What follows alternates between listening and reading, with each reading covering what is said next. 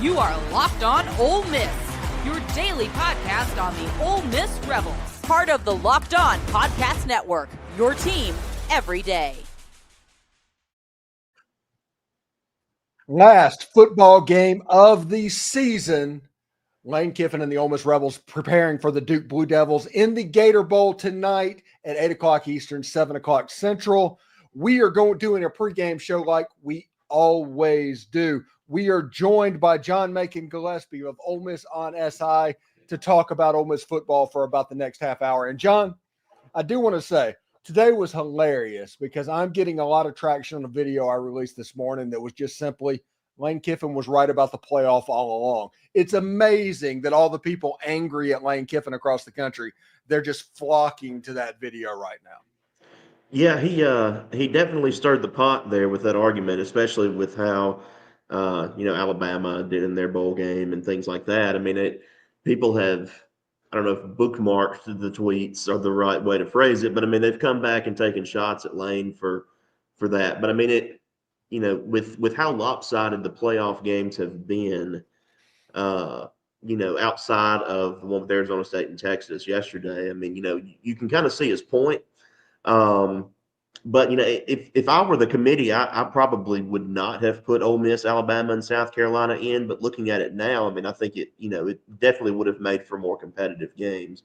But I'm not the one who gets to make those decisions. So yeah, it just kind of is what it is.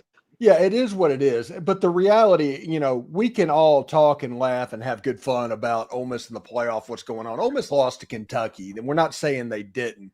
But if you want to have a conversation about who is the better team between SMU, Ole Miss, Miami, Alabama, and South Carolina, I'm going to have that argument with you all day, and I'm going to win. Ole Miss is better than all of those teams. But whenever you say Ole Miss deserves to make the playoffs, that's kind of a bridge too far for me. But if you want to have that enclosed conversation, is Ole Miss better than these teams? Yes, I will have that conversation all day. I think I agree with you there because I think that you can be a better team and not exactly deserve, in quotes, to get in based on resumes and based on, hey, you lost to Kentucky, which is the thing everybody comes back to because Kentucky was a dumpster fire this year within the Southeastern Conference. Yeah, they went Ole Miss in 7. Yes, exactly. So, I think that makes a lot of sense. I think nuance is sometimes lost in these conversations where it's all or nothing. It's either you're saying, okay, Ole Miss should have been in or they should not have been in. I think there's a little bit of an in-between there where you can say, okay, Ole Miss would have probably been the best team out of that group to be in, but that doesn't necessarily mean they deserved to be in. So I think that's fair. Yeah, and that's the whole thing. I think everybody misunderstood Lane Kiffin's argument as an SEC because everybody wants to do this Big Ten versus SEC thing because you have the ESPN crowd that's going to be obviously pro-SEC because they pay billions of dollars to be pro-SEC. And then you have the Fox crowd that's just opposite going to the Big Ten because they are paying billions of dollars to be all in on the Big Ten. And they want everything to be this big tribal thing. But what Lane Kiffin was saying, he was putting those 5 teams in a box. And that is why he said he wasn't talking about the matchups of the SEC or Indiana or anything like that, even though they were getting beat. He was saying that Ole Miss belonged in the field. And that was all that he was concerned with. Yeah. Yeah, I think that was definitely his argument. And, whichever side of that argument you fall on, at the end of the day, it doesn't really impact things. Now, how some of those teams performed in the playoff this year may impact what happens next year. I do think that's potentially true. But I mean, at the end of the day, I mean, Ole Miss is in Jacksonville fixing to play in the Gator Bowl with a shot at 10 wins again, which is a feat in and of itself. I've written about that some at Ole Miss on SI, how the last time they won 10 games in 3 out of 4 seasons, Johnny Vaught was the head coach. That was 59, 60, and 62. That's a feat in and of itself. That's not necessarily enough to fix the fan base's feelings about not getting into the playoff, but it is still something to root for today if you're an Ole Miss fan, for sure. Yeah, and I talked with Kenton Gibbs on this morning's podcast and everything. It's like, you think about it and just want to look at historical context, Ole Miss hasn't done what they are doing right now in football since pre-integration. Mm.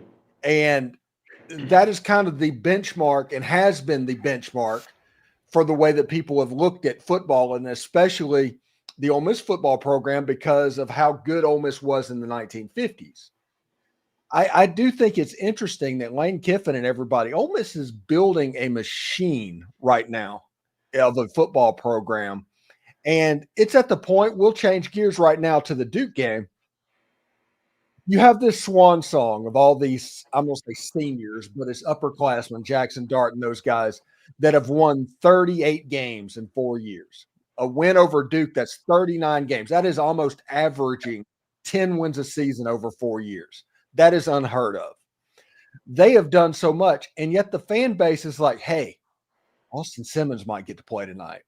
Some of these young guys, they're very honestly, that is what has the fan base excited, because they see, okay, as long as Lane Kiffin's here, Ole Miss football is going to be fine. Let's see what this next group looks like, because every year it seems to get better and better. Yeah, and I think that Austin Simmons has definitely, him specifically, he has definitely sparked a lot of excitement, I guess, about next year and the years ahead. Because, yeah, you can be disappointed in how this season ended up with not getting into the playoff if you're an Ole Miss fan, but.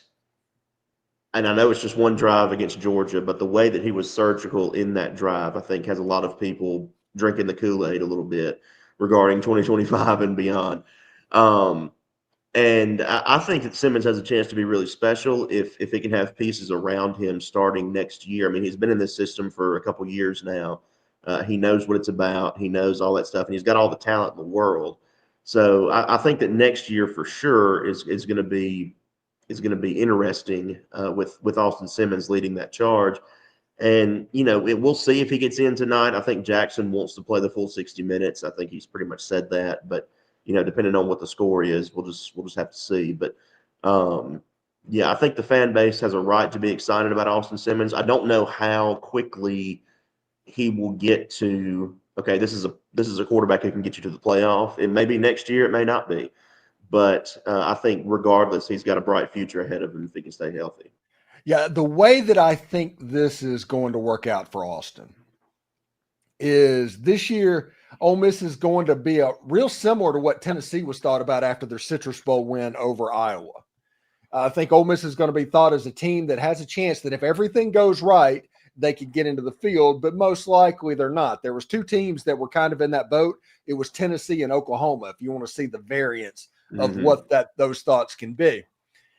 I think that Austin Simmons is going to grow over the course of this year, and I think Ole Miss has basically recruited at a very high level with multiple years of eligibility in the transfer portal so far, which means they might not be doing this, but it feels like they're building towards 2026.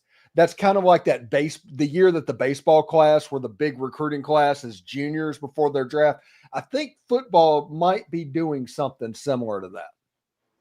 Yeah, it's definitely possible. And I mean, I'm not going to write off 2025 having the potential to be a playoff team. I'm not going to say that because of how the playoff is now, and what Ole Miss's schedule looks like, depending on what those teams look like when Ole Miss faces them. There's a lot of variables there, and depending on what Austin Simmons does, how quickly he grows as a starter, things like that. That's going to influence it. But you could be right that, 2026 could be, we talked a couple of years ago how it kind of felt like they were building for 2024. Obviously, you fell short in 24, so okay, revamp, try to run it back, do it again.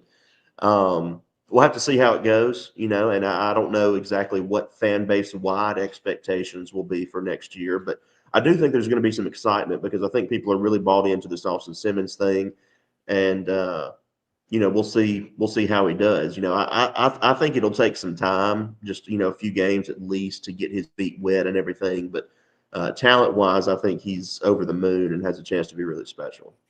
When we come back, we will drill down a little bit deeper in the Jackson Dart thing with him going for his, I'm not sure exactly, like 29th win or something like that. It's some ridiculous amount that no other Ole Miss quarterback has done. We'll talk about that in just a second. But first, I do want to let you know there is nothing like the energy of being at a live game, the roar of the crowd, the sound of the sneakers squeaking on the court, and even spotting a few celebrities in the stands. I remember going to an NBA game a few years back, and the electricity in the arena was unforgettable. You just can't replicate that watching from your couch. This year, I'm looking forward to catching some more games live in the arena down in Orlando, and Game Time makes it easier than ever with the Game Time Picks feature, whether it's basketball, concerts, or theater. Game Time helps you find the best deals on great seats without the hassle of endless scrolling. I just hopped on the app to check out the tickets for an upcoming game, and Game Time Picks made it a breeze to find a super deal on amazing seats. Plus, the app showed me panoramic seat views so I could pick the perfect spot. No guesswork, no surprises, and it's not just sports. Game Time also has incredible deals on concerts and comedy shows. Planning to grab tickets to a concert next month, actually. I'm going to see Midland, and with all in prices, I was able to see exactly what I was going to pay up front, no hidden fees at checkout. And what I love most about Game Time is their lowest price guarantee. If you find a better deal, Game Time will credit you 110% of the difference. And with event cancellation protection, your tickets are covered if plans change. It's the most flexible ticketing app I have ever used. It's like the guesswork out of buying tickets with Game Time Picks. Download the Game Time app, create an account, and use code LOCKEDONCollege for $20 off your first purchase. Again, that's code LOCKEDONCOLLEGE for $20 off your first purchase. Download Game Time today. What time is it? Game time. All right, we're back with John Macon Gillespie talking about it. And just so everybody knows, kickoff has been pushed back about 30 minutes due to the unfortunate events in New Orleans yesterday and the Sugar Bowl happening as we speak right now. So the Gator Bowl now has a college football playoff lead-in. So everybody, the number of eyes that Ole Miss was going to have in this game was going to be about what it was, but now it's even going to be a little bit more because of that lead-in.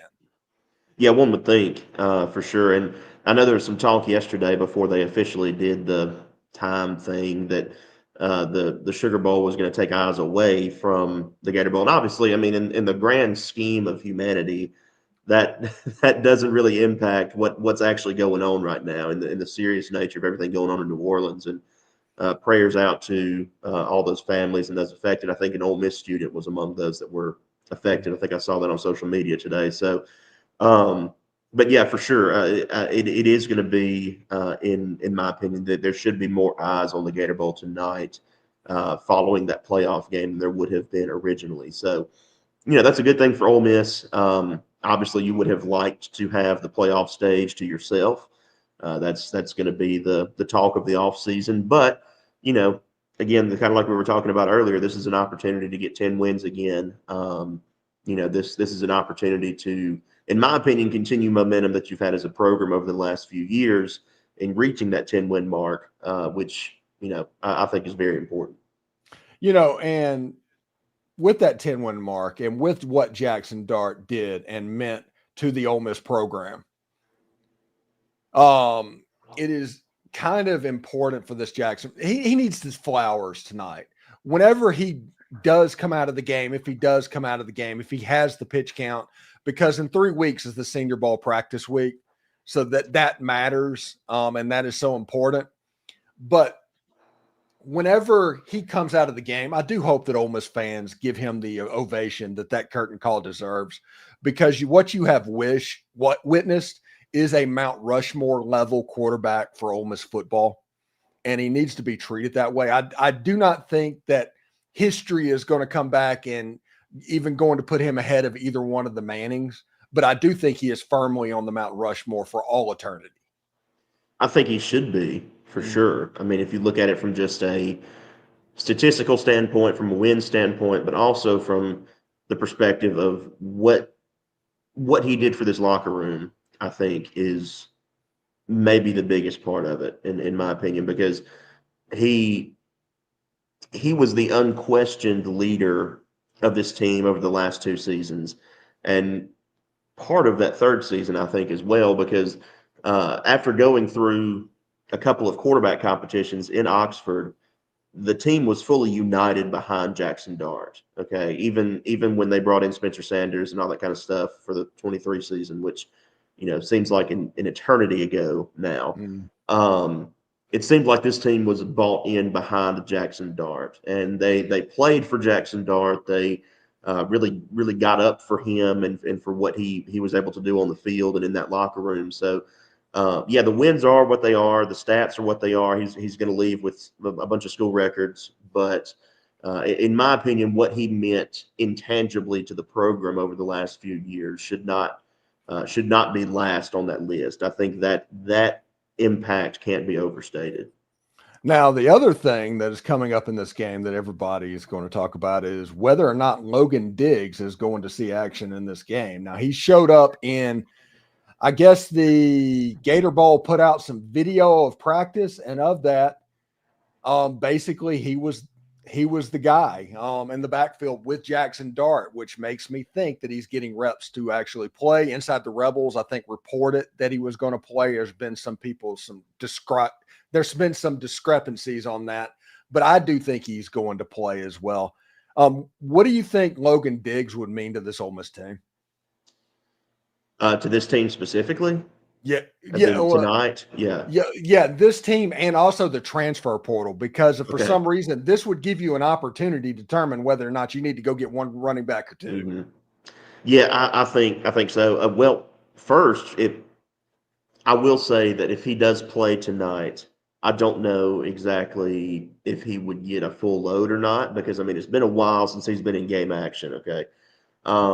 But I think that what he could bring to the table for the rushing game in general, I think is very big, because I think he brings a dynamic to the rushing attack that Ole Miss didn't really have this year, as far as what he's been able to produce in past years. I think kind of is evidence of that. So I think it would be big tonight. Again, he may be on a pitch count if he were able to play tonight, but looking ahead to next year, I think he's going to really be beneficial as well, because, Ole Miss has to do something in that running back room entering next year. And I think they've already started to address that with guys like Shakai Mills-Knight, Kiwan Lacey, guys like that. But something definitely has to be done. And, you'll be able to know if Logan Diggs plays tonight, you'll be able to know a little bit more about just how much needs to be done if he's able to go tonight. Yeah, and J.J. Pegues and Walter Nolan and Princely Amon-Mielon actually playing in this bowl game. I do think it's funny, John, that Princely Amon-Mielon, his last college football game, is going to be in the Gator Bowl. Mm-hmm. Yeah, I think that's, I don't know, not necessarily poetic, but it is ironic maybe a little bit that's going to happen. And I think, look, people can have whatever opinions they want about these things, about, these guys who have opted into this bowl game and decided to play, despite some of them having first-round NFL draft potential. But to me, I think it speaks really well about the inside state of the Ole Miss program, that these guys have decided to play. And I may be wrong about that. There may be something else to it, but that's the way I view it, is that I think it speaks well that this team obviously had the playoff as a big goal and they didn't reach it, but these guys want to finish it out anyway. To me, that's just a really good sign for the overall state of the program, the culture of that locker room. And I think that says a lot if that's the real reason why they opted in, because, a lot of these guys were 1-year guys out of the portal, and they want to go on and finish. So, I think that should be a really good sign if you're an Ole Miss fan, in my opinion. Yeah, and Lane said that a lot of that had to do with Jackson's leadership. Once he decided he was all in, that all of a sudden he was basically recruiting his teammates to be all in. So if they were on the fence, obviously that would come to it again. So when we come back, we are going to look at some final score predictions. We are going to do some final thoughts on this Ole Miss versus Duke game. Stick around. The NFL playoffs are almost here, but it's not too late to get in on the regular season action with FanDuel. That's America's #1 sports book, because right now new customers can finish the season strong with $250 in bonus bets. If that first $5 bet wins, FanDuel has so many ways for you to pick up a W. I love betting on which player will score a touchdown and how many points each player will score. Just visit FanDuel.com to join today. That's FanDuel.com for your chance at $250 in bonus bets. Make every moment more with FanDuel. It is an official sportsbook partner of the NFL. All right, so we're going to put some finishing touches on this football game. This is the last football game of the 2024 season, but is also the first football game of 2025. So you're kind of in zombie 2024 land and hopeful 2025 land. That's kind of where Ole Miss fans are living at the moment. So, John, how do you foresee this Gator Bowl going? Well, in our final score predictions over at Ole Miss on SI that we ran yesterday, I think Ole Miss is going to prove to be too much for Duke tonight. I really do. I think that what Ole Miss has available on its roster tonight is going to one. I think Ole Miss is just a better team than Duke this year. That's just my opinion. But two, Duke losing some key pieces after the conclusion of the regular season, I think is really going to put them behind the 8 ball tonight.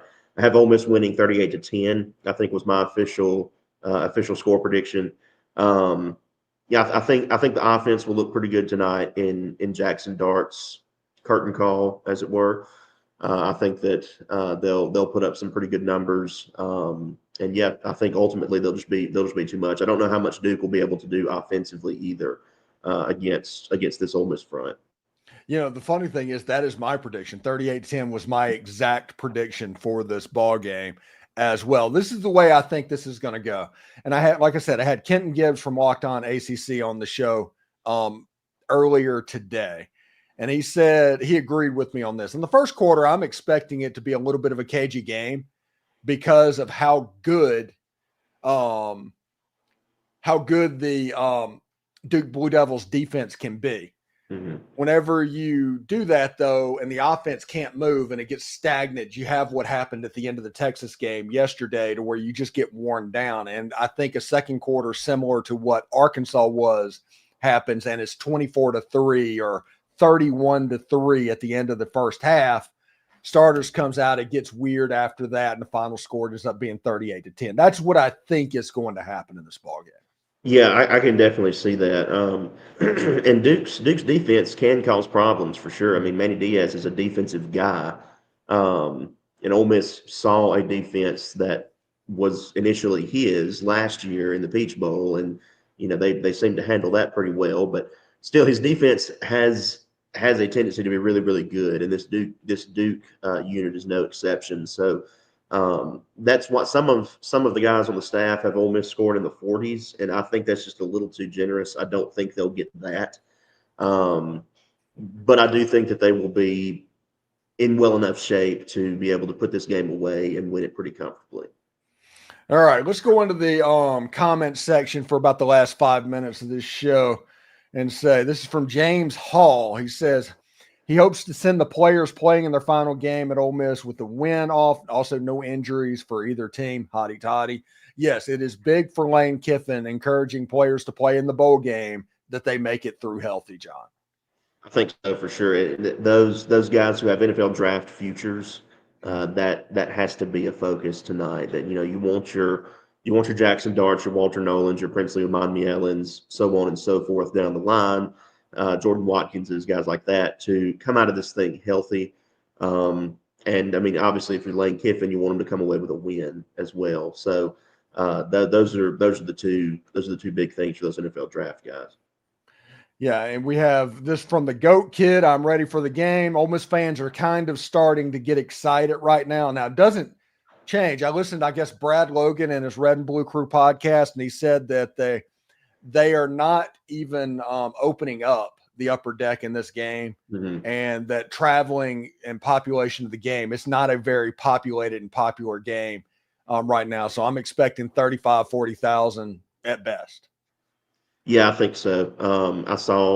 I believe it was Brad. I saw a report that that they weren't opening the upper deck. And I mean, it just kind of is what it is. You know, I mean, it's January 2nd. I mean, you know, some people are just not going to travel It's for a that. work So day.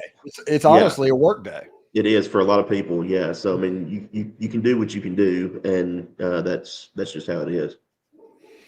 Mark Walsh says, need a blowout today, 45-17 Ole Miss. Mark from the STL.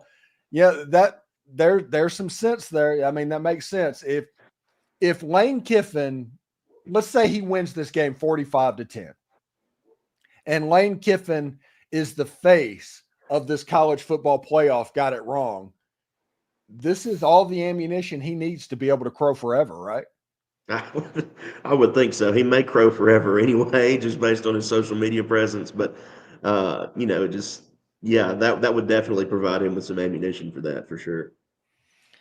Tyrone Bigham says, ready to see Diggs suit up. Yeah, So, and I think, like we said, I think that would be big for Ole Miss if he's able to tonight. I think that seeing a new, fresh face back there in that running back room would be cathartic almost for a lot of fans, you know, because of just how that running game has been this year, for sure. The Goat Kid asked, is Harris playing? I don't think Trey Harris has played in this game. I don't think he even practiced. No. All indicators say that he is not. So which is fine. I mean, he's been through injury issues, and you know he's got the draft ahead of him too. So he needs to take care of Trey, number one, right now. Yeah, he's the future next Ole Miss second round draft pick. Mm-hmm. Yeah. And Stephen Russell says he's from Covington, Louisiana. He's predicting Ole Miss 41-13 over Duke. So that is interesting. You have a defensive struggle that is developing right now in the Sugar Bowl. It looks like defenses are going to control this game, and Georgia's defense looks like Georgia's defense after one series. So that is pretty cool indeed. But I'll let everybody get back to that real quick. John, what is something going on at Ole Miss on SI? Let everybody know what you're doing. We'll have our in-game updates piece going throughout the game tonight. We should have, well, I know we'll have a game recap immediately after the game. We may have some quote type stuff going up, you know, during the night, and then into tomorrow, obviously, as well, with how late this one's going to be over. But yeah, it should be a lot of fun. We're going to be having some in-game breaking stuff. If anything happens like that, we'll have some short pieces go up on the side as well. So it should be fun. Looking forward to it, and closing out the 2024 campaign with a bang. Hey, John, thank you so much for being on my pregame show all year. That was awesome of you. You didn't have to do it, but you did. You provided excellent content for everybody leading up to the ball game. Anybody that needs to follow some game action, go check out Ole Miss on SI, and they'll be able to check you out. The first big play of the Sugar Bowl happened that distracted me. So we'll see what's up. Thank you very much, John, and everybody enjoy the Gator Bowl, and let's go. All right. Appreciate it, Steven. Thank you.